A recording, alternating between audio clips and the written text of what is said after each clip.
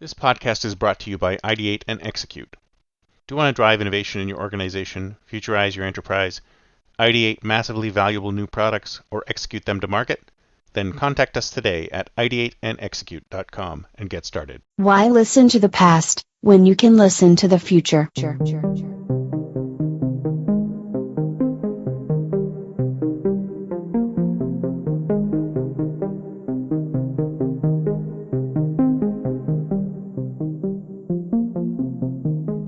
Welcome to the Think Future podcast, broadcasting from deep in the heart of Silicon Valley, California. We focus on innovation, startups, and the future, not necessarily those and not necessarily in that order. Here's your host.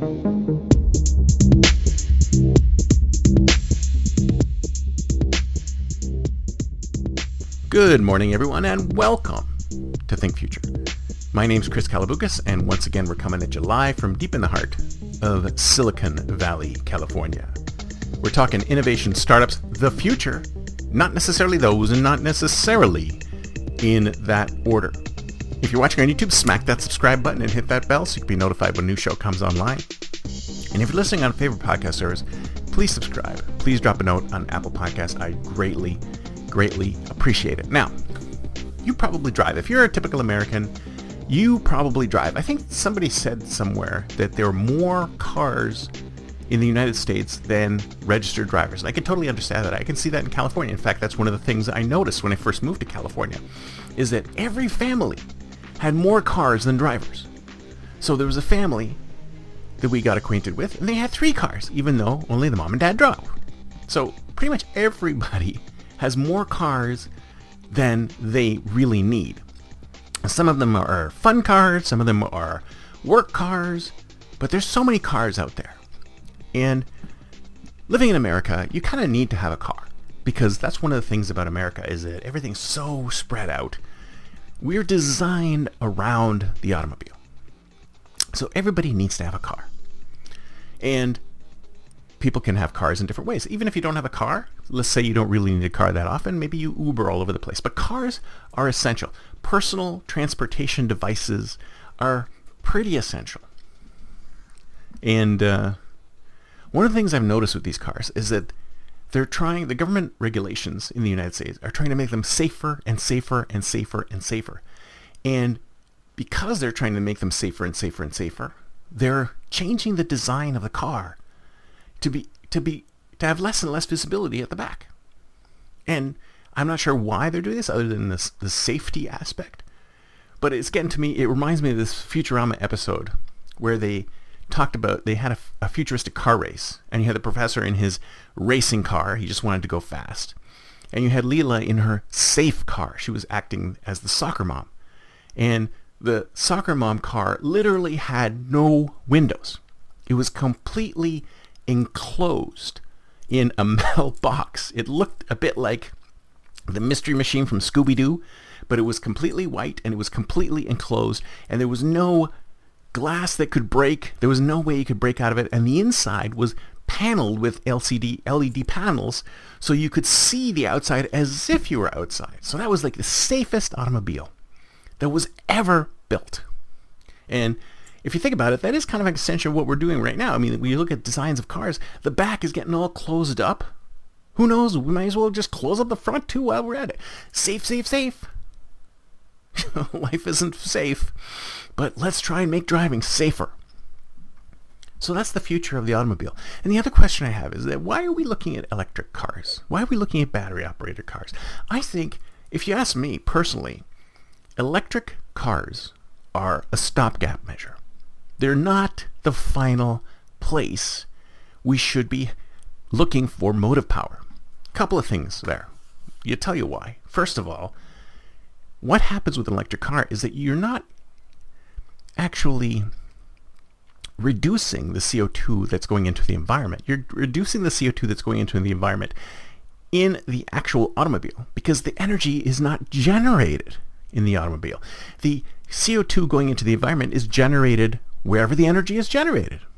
But the energy is not generated in the automobile. It's stored in the automobile and used in the automobile, but it's not generated in the automobile, unlike with an internal combustion engine where the energy is actually created in the automobile. So we've moved from a situation where the energy is not created in the automobile, but it's created somewhere else, and you don't know where that energy is created. It could be created in a coal-fired plant. It could be very, very dirty energy. So if you're driving an electric car because you think you're doing something better for the environment, then that's not true. And then if you look at all of the lithium-ion batteries and all of the excavations that need to take place and the disposal of those batteries, electric vehicles are actually terrible for the environment in the long haul. But you know us. Human beings don't like the long haul. We don't look at the 100-year look. We don't look at the 10-year outlook. We don't look at the 20-year outlook. We look at, is this going to reduce my gas bills? And is it going to improve the environment for me, just around me? We don't look at those long-term visions, and we should. And we should. There are other ways to power vehicles. There are other ways to reduce emissions. If you ask me, if you really, really care about the environment, you'll go out there and buy a very small displacement automobile or even a motorcycle. Because if you think about it, what are you doing? You're moving one 200-pound or thereabouts individual from point A to point B. Why are you driving a Cadillac Escalade on your own from point A to point B, which uses up a ton of gas, puts out a ton of CO2, when you could be on a motorcycle? Or you could be in a small car. A single piston displacement or something like that. There are ways. Look at in Europe. There's plenty of tiny little cars in Europe, and people get around with them just fine. See, I think our problem with the automobile and the motive power is that we have to look at every possible way of moving people around. We have internal combustion engines, which are very, very efficient. We have electricity, which is fine as long as it's generated from a clean source. We have all sorts of other methods of generating electricity. Personally, I think we should look at nuclear-powered cars. Why can't we get to the point where we can design fusion-based automobiles with the unlimited amount of power in them? We can get to that point, but we need to think about it rationally. And we need to think about it in such a way that we're not trying to drive something out to pull something else in. When it comes to energy, when it comes to motive power, we should look at any of the above. Any of the above for a while. We can't push it out too quickly. The future of cars is that I think we still need them. The only thing that may happen is personal ownership might disappear. We might get to a more of an Uber-style model where nobody actually owns a car. And they just get to use one for a while, especially once they become all fully autonomous. If you had a fleet of fully autonomous vehicles all over the world that anybody could access at any point in time for a small fee, why would you need a car? Why would you need to own your own car? And if you think about it, that would really put a lot of science fiction authors out of work, people who talked about cars in the future. What is a car? You see, one of the things that human beings do, especially Americans, is that we put a lot of identity in a car that we own, and it's a reflection of us. If I drive a soccer mom type of car, or if I drive a race car, or if I drive one of those real noisy Camaros or something like that, it is a reflection of me. And we have to get away from that idea of your car being a reflection of you. But like I say, everything takes forever to change. So for us to sort of break away from that, we have to look at new sources of energy. We have to look at cars like the Mirai, which work on hydrogen. I mean, hydrogen, if you ask me, is the next step beyond electric. And the electric is just a phase, and we need to get into the next step beyond that, and the next step beyond that. There are alternative ways of generating motive power in automobiles. Why not a clockwork bicycle?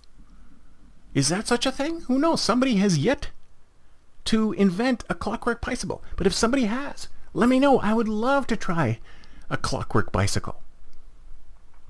I tell you, the thing about personal transportation is that it's going to be here for a long time, if not forever, because human beings will always need to go from point A to point B. We just need to find the most efficient and effective way to get from point A to point B.